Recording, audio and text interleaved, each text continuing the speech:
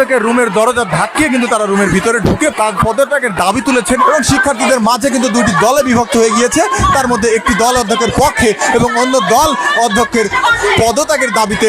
দর্শক জনবাণী লাইভে আমি স্বাগত জানাচ্ছি। আমি সরাসরি যুক্ত হয়েছিলাম তেজগাঁও মহিলা কলেজ থেকে। তেজগাঁও মহিলা কলেজের যিনি অধ্যক্ষ রয়েছেন সেই অধ্যক্ষের পদত্যাগের দাবিতে শিক্ষার্থীরা কিন্তু মানববন্ধন করেছিল সকালে শান্তিপূর্ণভাবে। সেই মানববন্ধন থেকে তারা এখন পর্যন্ত কিন্তু যখন জানতে পেরেছে যে শিক্ষকের রুমে কিন্তু অধ্যক্ষদের একটি মিটিং চলছে অধ্যক্ষ সহ সমস্ত শিক্ষকের, সেই মুহূর্তে কিন্তু তারা সেই অধ্যক্ষের রুমের দরজা ধাক্কিয়ে কিন্তু তারা রুমের ভিতরে ঢুকে প্রবেশ করে তার পদত্যাগের দাবি তুলেছেন এবং তারা কিন্তু আমরা দেখতে পাচ্ছি যে ইতিমধ্যে কিন্তু তারা অধ্যক্ষের রুমে রয়েছেন সমস্ত শিক্ষার্থী এবং শিক্ষার্থীদের মাঝে কিন্তু দুটি দলে বিভক্ত হয়ে গিয়েছে।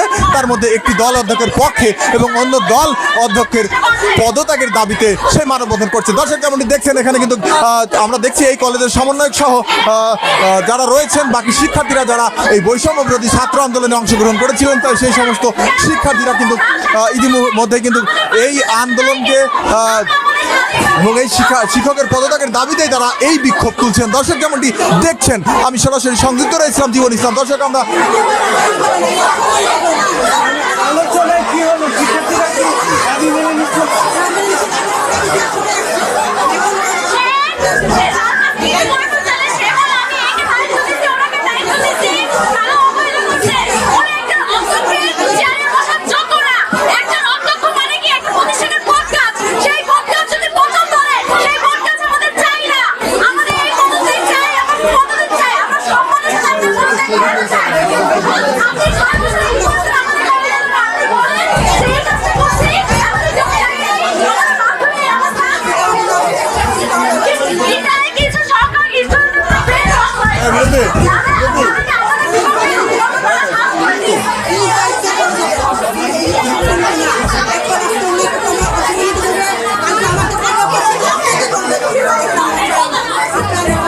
দর্শক আপনারা দেখতে পাচ্ছেন অধ্যক্ষ কিন্তু শিক্ষকদের মাঝে কিন্তু দাঁড়িয়ে রয়েছেন। প্রত্যেকটি শিক্ষকের ভিড়ে অধ্যক্ষ কিন্তু ইতিমধ্যে অবস্থান করতেন শিক্ষার্থীদের থেকে অনেক দূরে। আমরা দেখতে পাচ্ছি সেটা দর্শক অধ্যক্ষ কিন্তু আসলে তিনি একটু মন মরা হয়ে কিন্তু দাঁড়িয়ে রয়েছেন। আমরা দেখতে পাচ্ছি বিঘ্ন চোখে তিনি কিন্তু তাকিয়ে রয়েছেন শিক্ষার্থীদের দিকে।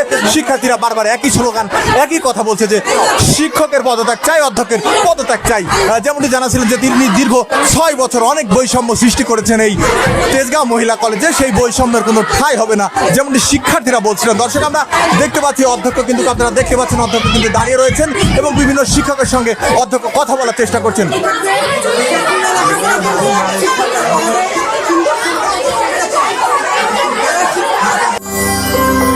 সত্য, বস্তুনিষ্ঠ ও নিরপেক্ষ দৈনিক জনবাণী।